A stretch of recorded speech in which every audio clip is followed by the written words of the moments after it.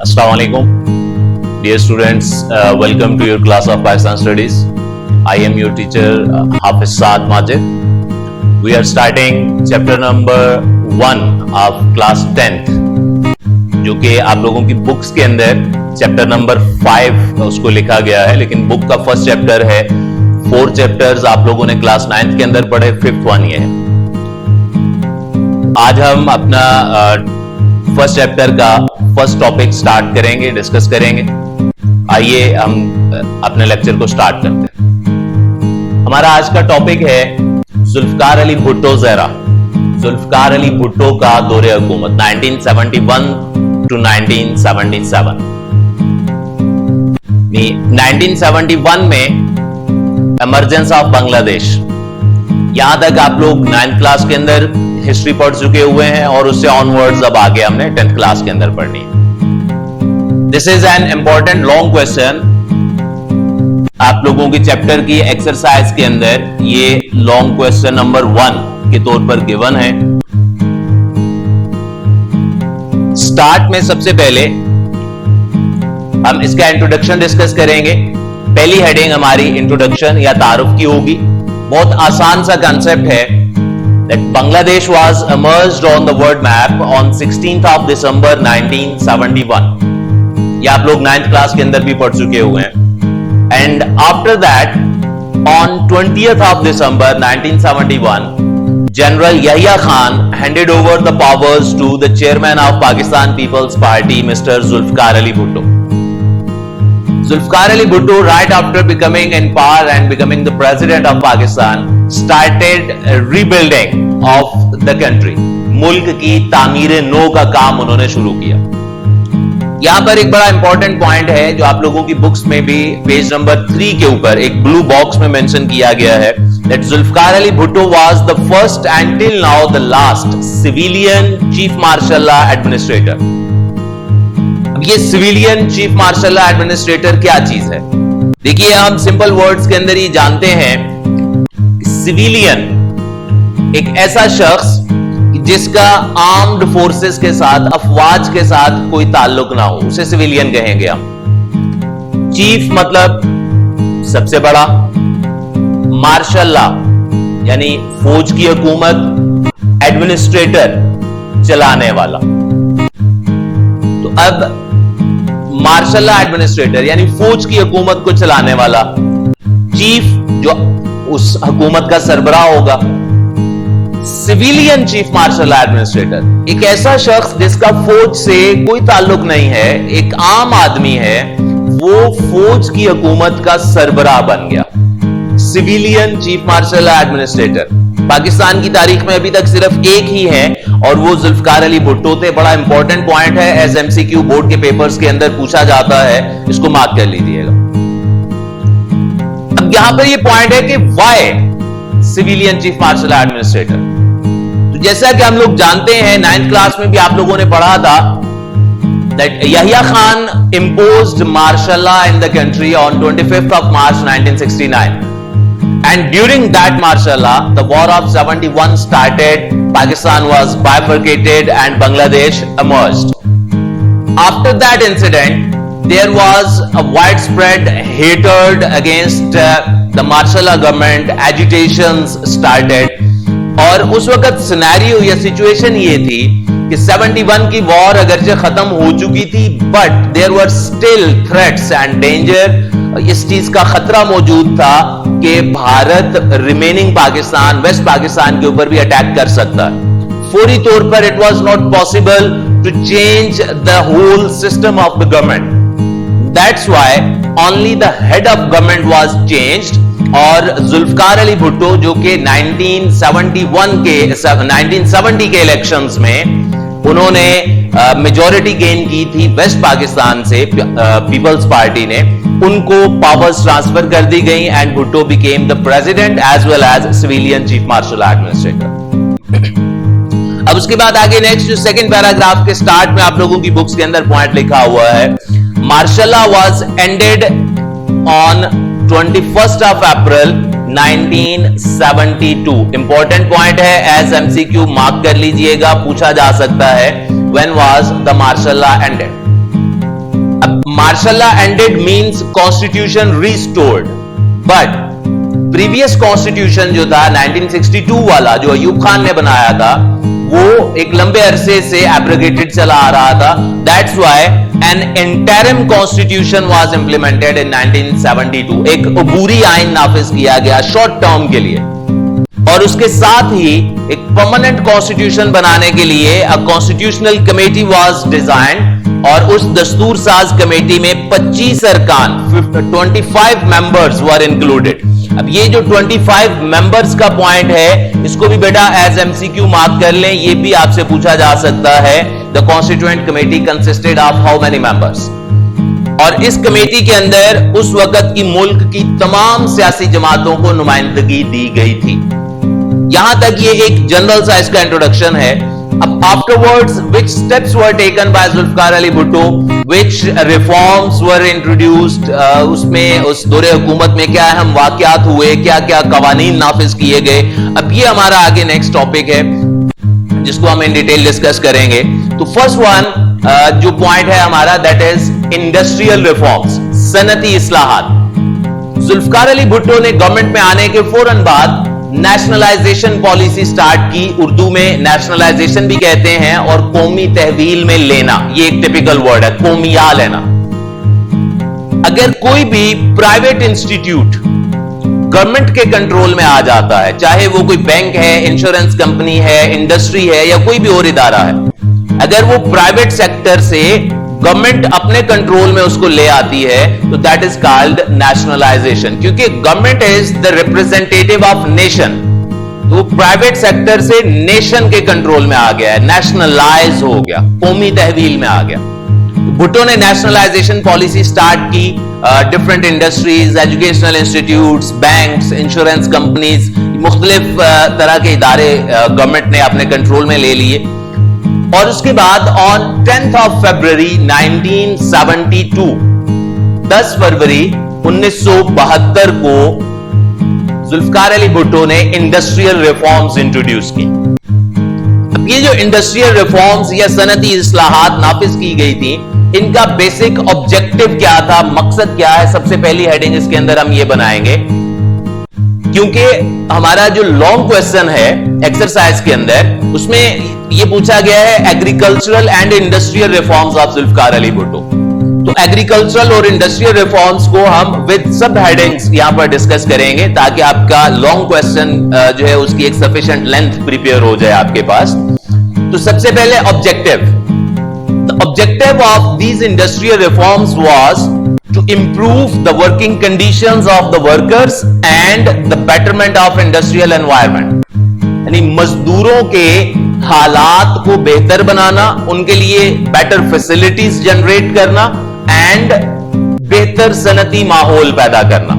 और इस सब का ओवरऑल पर्पस क्या था, ताकि इंडस्ट्रियल प्रोडक्शन इंक्रीज हो, और इंडस्ट्रियल प्रोडक्शन इंक्रीज करने से ultimately the economy of the country will grow further.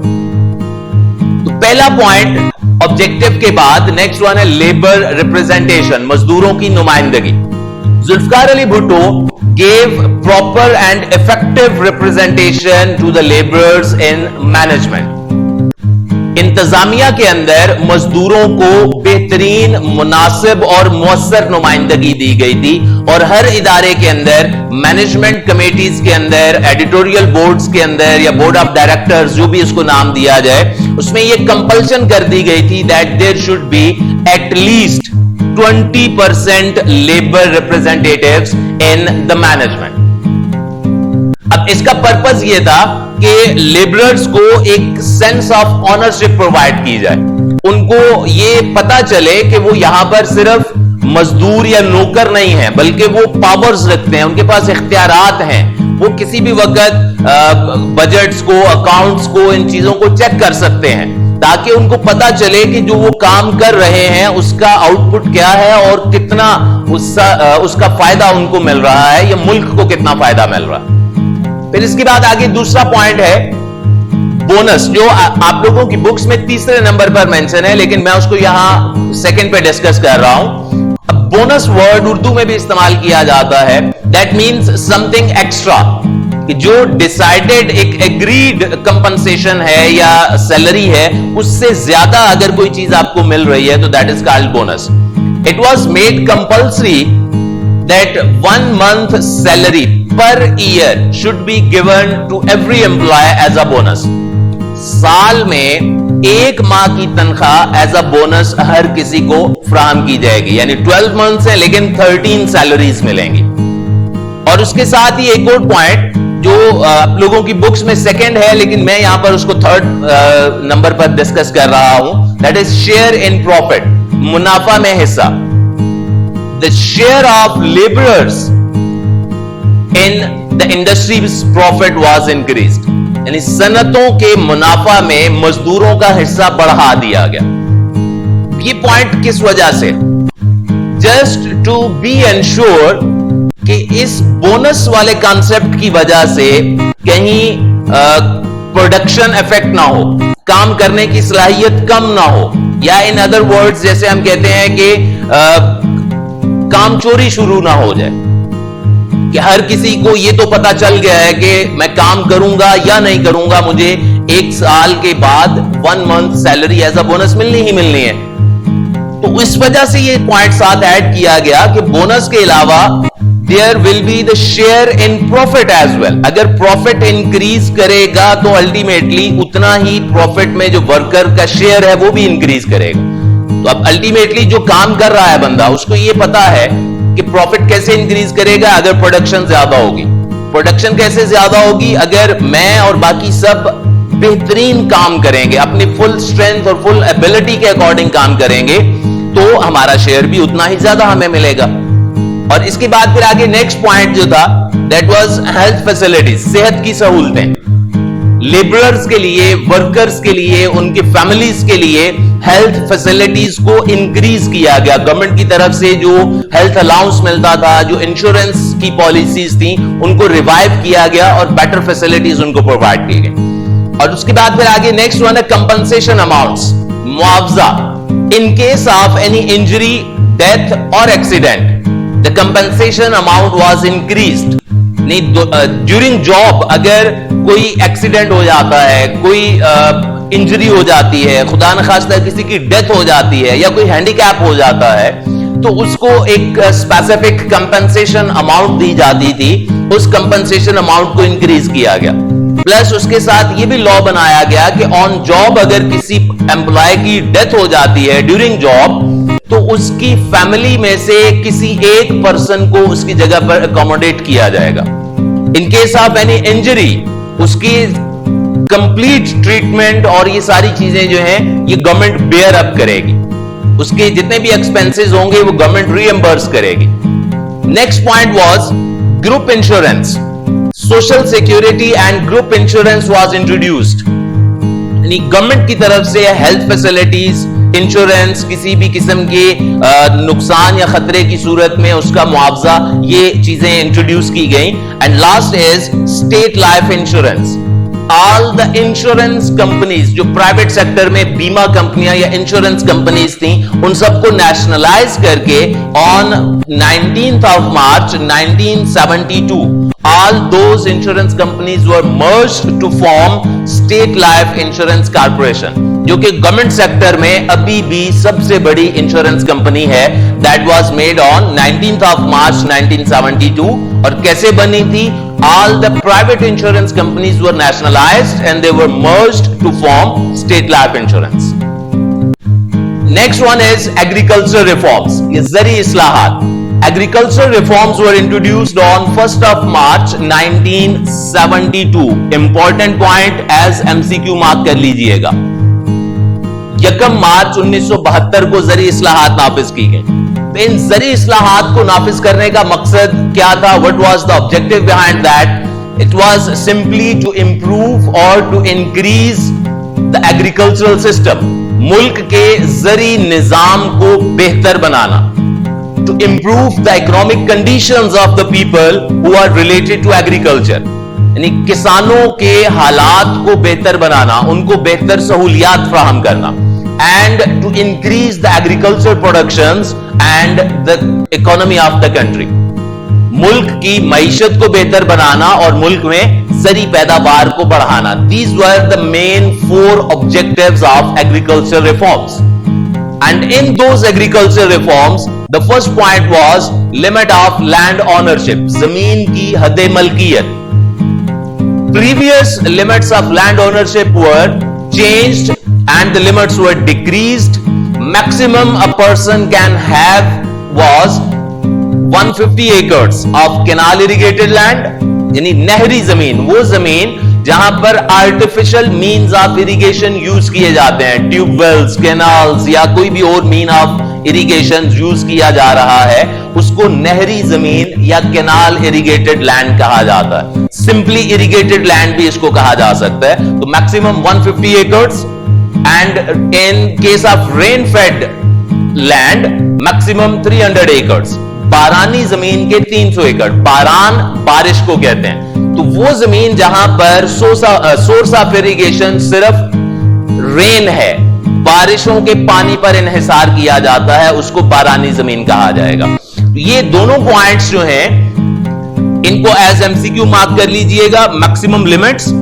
और ओवरऑल ये पॉइंट बहुत इंपॉर्टेंट है एज शॉर्ट क्वेश्चन, ये प्रीवियसली बोर्ड के पेपर्स में कई दफा पूछा जा चुका है। What were the limits of land ownership in agriculture reforms of Zulfikar Ali Bhutto. Maximum इतनी जमीन कोई भी पर्सन अपने पास रख सकता है। अब अगर किसी के पास इससे ज्यादा जमीन है तो उसका क्या होगा? नेक्स्ट इज एक्सेसिव लैंड्स, जायद जमीनें। All the excessive lands were became the property of state. जायद जमीनें रियासत की मलकियत करार दे दी गई थी और गवर्नमेंट ने वो अपने कंट्रोल में ले ली। Then afterwards next point was eviction of tenants, मज़ारेन की बेदखली। अब टेनेंट क्या होता है? मज़ारे एक ऐसा शख्स जो एग्रीकल्चर करता है, जो खेती बाड़ी कर रहा है, लेकिन उसके पास अपनी जमीन नहीं है, वो किसी दूसरे की जमीन पर काम कर रहा है, उसको मज़ारे कहा जाता है। इंग्लिश में टेनेंट और पेजेंट, और in other words we can say landless farmer. Farmer है बट लैंडलेस है, उसके पास अपनी जमीन नहीं है। So eviction of tenants was banned. मज़ारेन की बेदखली को खत्म किया गया, उस पर पाबंदी लगा दी गई कि ड्यूरिंग एग्रीकल्चरल सीजन कोई भी लैंडलॉर्ड किसी भी टेनेंट को एविक्ट नहीं कर सकता जब तक कि वो एग्रीकल्चरल सीजन जो है वो कंप्लीट ना हो जाए। And last point is the distribution of land, जमीन की तकसीम। ये जो हमने एक्सेसिव लैंड्स के बारे में पढ़ा, that all the excessive lands were considered the property of state, those lands were distributed among the landless farmers free of cost, बिला मुआवजा, बगैर किसी कीमत के हुकूमत ने वो जमीनें मज़ारैन में और छोटे किसानों में तकसीम कर दी थी। यहां तक ये एग्रीकल्चरल रिफॉर्म्स का पॉइंट हमारा कंप्लीट हुआ। नेक्स्ट इसके बाद है हेल्थ रिफॉर्म्स, सेहत से मुताल्लिक इस्लाहात। There were 3 major reforms. First one, basic health centres were introduced, बुनियादी सेहत के मराकज बनाए गए।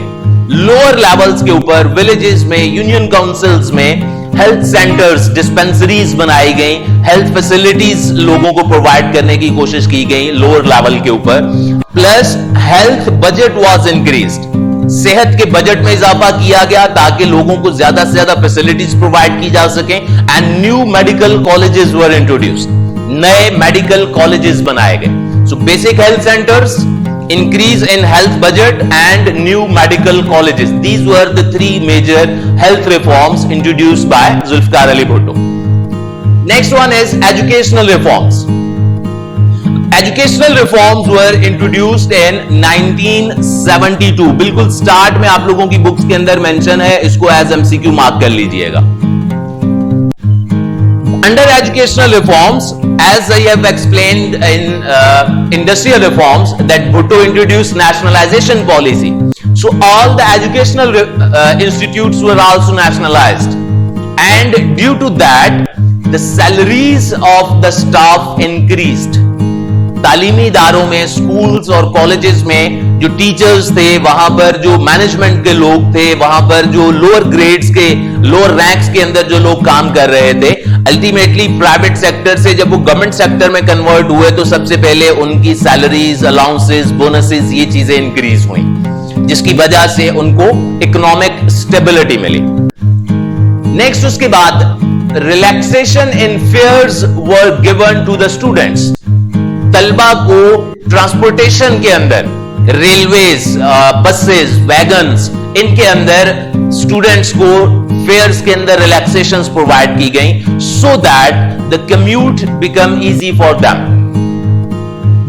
1972 की बात है एंड इमेजिन कि 1972 के अंदर मीन्स ऑफ कम्युनिकेशन आज के मुकाबले में बहुत ज्यादा बैकवर्ड थे। गवर्नमेंट एजुकेशनल इंस्टीट्यूट्स कंपैरेटिवली आज के मुकाबले में और भी ज्यादा कम होते थे और बहुत बड़े बड़े डिस्टेंसेस के ऊपर होते थे। 3-3, 4-4 विलेजेस के लिए एक स्कूल होता था। लंबे डिस्टेंसेस ट्रैवल करना पड़ते थे स्टूडेंट्स को। उस कंटेक्स्ट में कम्यूट को इजी करने के लिए, इकोनॉमिक बर्डन को डिक्रीज करने के लिए स्टूडेंट्स के लिए यह पॉलिसी इंट्रोड्यूस की गई कि उनको बसों और रेलवेज के अंदर किरायों में रियायत फराहम की गई, जिसकी वजह से enrolment of students increased considerably. Then scholarships were increased, वज़ाइफ में इजाफा किया गया।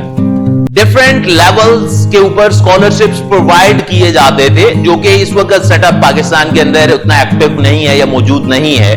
For example primary, middle, matric, intermediate, bachelors, different levels के एग्जाम्स के बाद एक स्पेसिफिक स्कॉलरशिप एग्जाम कंडक्ट किया जाता था, जिसमें 60% और 60+ % लेने वाले स्टूडेंट्स उस एग्जाम में पार्टिसिपेट करते थे और फिर उसके रिजल्ट्स की बेस के ऊपर डिफरेंट लेवल्स पर स्कॉलरशिप्स दिए जाते थे टू टॉप 10 और टॉप 5 और टॉप 3। तो नंबर ऑफ स्कॉलरशिप्स इंक्रीज, एक तो नंबर ऑफ स्कॉलरशिप इंक्रीज किया गया। फॉर एग्जांपल अगर पहले टॉप 5 को स्कॉलरशिप मिल रहा था डिस्ट्रिक्ट लेवल के ऊपर तो उसको टॉप 10 कर दिया गया। तहसील में अगर टॉप 3 को मिल रहा था तो उसको टॉप 5 या टॉप 6 कर दिया गया। और amount of scholarships were also increase. Number of scholarships यानी वज़ाइफ की तादाद में इजाफा किया गया और जो वजीफा मिलता था, जो अमाउंट मिलती थी, उसको भी इंक्रीज किया गया। Then Allama Iqbal Open University was started in Islamabad in 1974. Islamabad में 1974 में अल्लामा इकबाल ओपन यूनिवर्सिटी स्टार्ट की गई थी। इंपॉर्टेंट पॉइंट है, एज एमसीक्यू मार्क कर लीजिएगा। और आप लोगों की बुक्स में अगर आप देखें तो इसके साथ या के ब्रैकेट्स में लिखा हुआ है people's open university. So initially जब ये स्टार्ट हुई तो इसका नाम पीपल्स ओपन यूनिवर्सिटी था, but later on it was changed to Allama Iqbal open university. तो आपसे ये भी पूछा जा सकता है कि अल्लामा इकबाल ओपन यूनिवर्सिटी का पुराना नाम क्या था, या अल्लामा इकबाल ओपन यूनिवर्सिटी का क्याम कब अमल में आया, या where was Allama Iqbal open university established और स्टार्टेड। ये सारे पॉइंट्स एज एमसीक्यू पूछे जा सकते हैं। Next is adult education centres introduced. तालीमे बालगा के मराकज़ शुरू किए गए। वो लोग जो किसी भी वजह से अपनी स्टूडेंट लाइफ में या स्पेसिफिक एज ग्रुप के लोग जो हैं वो अपनी एजुकेशन कंप्लीट नहीं कर सके, now they are grown ups but they want to complete their education, तो उनके लिए सेपरेट एडल्ट एजुकेशन सेंटर्स बनाए गए जहां पर किसी भी उम्र के अफराद जाकर तालीम हासिल कर सकते थे। And lastly teacher training institutes, असातिज़ा के लिए तरबियती मराकज़ कायम किए गए to train them and to fulfill the requirements of modern education of that time. Different courses were introduced, PCT, CT, B.Ed, M.Ed, ये different educational courses introduce किए गए और जो already existing institutes थे उनको upgrade किया गया। अब ये overall educational reforms का point जो है ये as a short question भी आपसे पूछा जा सकता है, what were the educational reforms of Zulfikar Ali Bhutto? Next इसके बाद है इकोनॉमिक रिफॉर्म्स। अब इकोनॉमिक रिफॉर्म्स में जनरल पाकिस्तान पीपल्स पार्टी के मैनिफेस्टो का जो क्रक्स था that was a common slogan, food, clothing and shelter, रोटी, कपड़ा, मकान। इनके ये 3 बेसिक फैसिलिटीज हर किसी को प्रोवाइड की जाएंगी and all the policies of that time revolved around this slogan. On the other hand, Zulfikar Ali Bhutto was very much impressed and a follower of socialism, and he often used to say that Islam is our religion, socialism is our economy. इस्लाम हमारा मजहब है, socialism हमारी मईशत है. Socialism is an international economic system जिसमें यह कहा जाता है कि कोई भी पर्सन पर्सनल प्रॉपर्टी ओन नहीं कर सकता. जो कुछ भी होगा वो गवर्नमेंट के कंट्रोल में होगा और गवर्नमेंट आगे तमाम लोगों को उनकी नीड्स और रिक्वायरमेंट्स के अकॉर्डिंग प्रोवाइड करेगी. This is the main and the simplest concept of socialism, जो ऑन दैट टाइम रशिया और चाइना के अंदर जो है वो बहुत कॉमनली फॉलो होता था. And Zulfikar Ali Bhutto was also tilted towards socialism. और ये एक कोटेशनल फॉर्म में उनकी ये सेइंग आपकी बुक के अंदर गिवन है. ये भी एज एमसीक्यू आपसे पूछी जा सकती है, तो इसको एज एमसीक्यू मार्क कर लीजिएगा. Next one is social reforms. At social level, to facilitate more and more, different policies were introduced. Out of those, 5 मरला स्कीम, 5 मरला स्कीम शुरू की गई to provide shelter. लोगों को घर फराहम करने के लिए 5-5 मरले के घर बनाकर गवर्नमेंट ने इजी इंस्टॉलमेंट्स के ऊपर, लो प्राइसेस के ऊपर लोगों को प्रोवाइड किए. फॉरेन एम्प्लॉयमेंट्स, बैरूनी ममालिक में नौजवानों को रोजगार फराहम करने के लिए डिफरेंट एग्रीमेंट्स हुए फॉरेन कंट्रीज के साथ, और बहुत से अनएम्प्लॉयड और स्किल्ड यूथ जो थी उनको फॉरेन सेटलमेंट्स दी गई. Different steps were taken for the protection of women. खवातीन के तहफ्फुज के लिए मुख्तलिफ इक़दाम किए गए. And lastly, under public works programme, अवामी तामीराती प्रोग्राम के तहत the continuous supply of electricity was provided to different villages, roads were constructed, basic infrastructural developments were started. So these 4 were the main points of social reforms. 5 Marla housing scheme, foreign employment to the unskilled, to the unemployed and skilled youth, several steps for protection of women, and public works program. Like educational reforms, ये social reforms भी as short question पूछी जा सकती हैं, इसको भी mark कर लीजिएगा. Last one is administrative reforms, इंतजामी इस्लाहात. Under administrative reforms, Zulfikar Ali Bhutto started strengthening the relations at international level, and for that purpose he visited different countries in 1972. Those countries include India, Russia, China and Afghanistan. यानी भारत, रूस, अफगानिस्तान और चीन के दौरे किए 1972 में, और उन ममालिक के साथ मुख्तलिफ मुआहदे किए और पाकिस्तान की इकोनॉमी को स्ट्रेंथन करने की कोशिश की. So mark it as MCQ that in 1972 he visited these countries. In the same year, in 1972, an agreement was made with India, that is Shimla Agreement.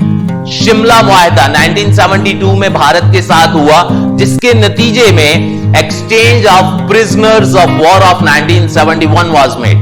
1971 की जंग में जो जंगी कैदी बन गए थे लोग, उनकी रिहाई का मुतालबा एक लंबे अरसे से चला आ रहा था, और वो सक्सेसफुली अंडर शिमला एग्रीमेंट वो कंप्लीट किया गया.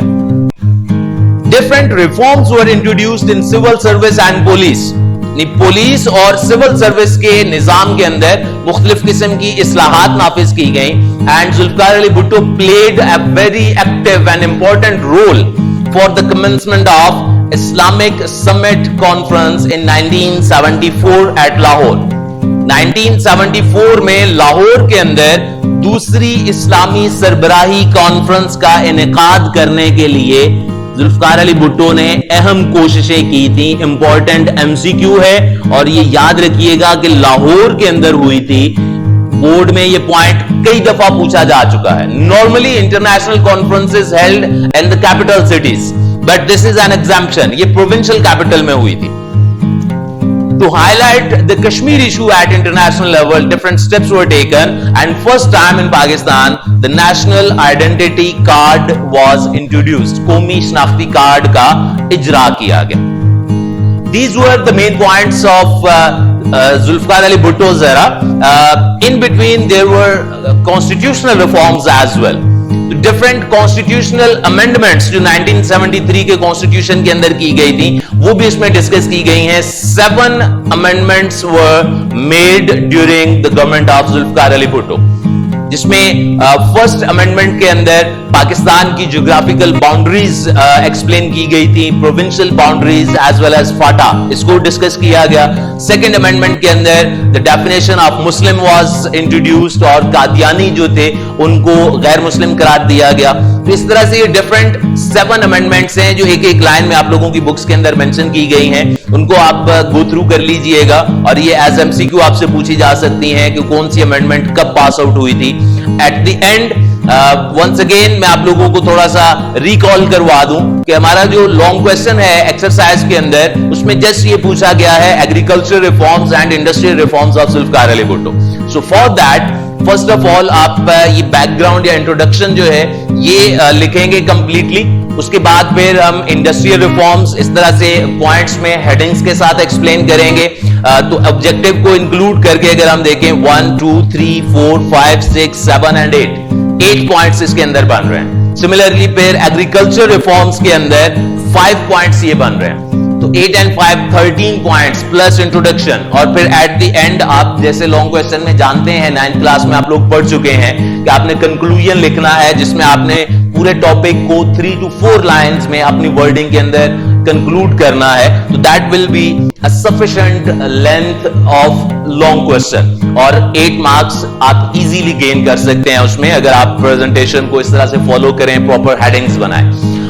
बाकी जो आगे नेक्स्ट पॉइंट्स हैं social reforms, economic reforms, educational reforms and industrial reforms, these are very important for MCQ as well as short question. And remember one thing, ये जरूरी नहीं है कि बोर्ड में क्वेश्चन की स्टेटमेंट एज इट इज आएगी जैसे बुक के अंदर गिवन है. स्टेटमेंट चेंज भी हो सकती है. यानी एग्रीकल्चर और इंडस्ट्रियल रिफॉर्म्स के साथ फॉर एग्जांपल आपसे एडमिनिस्ट्रेटिव या एजुकेशनल रिफॉर्म्स भी पूछी जा सकती हैं या एज अ होल पूरे का पूरा एरा ऑफ जुल्फिकार अली भुट्टो पूछा जा सकता है. तो आपने थॉरोली इसको गो थ्रू करना है और कंप्लीटली प्रिपेयर करना है. आई होप सो कि ये लेक्चर आपके लिए काफी हेल्पफुल रहा होगा to understand the topic. In case of any confusion और query you are more than welcome to ask. अगर आपको लेक्चर अच्छा लगे तो इसको लाइक लाजमी तौर पर कीजिए और अगर आपने अभी तक सब्सक्राइब नहीं किया चैनल को तो सब्सक्राइब लाजमी कीजिएगा. मिलते हैं नेक्स्ट लेक्चर के लिए नेक्स्ट वीडियो के अंदर. तब तक के लिए अल्लाह हाफिज.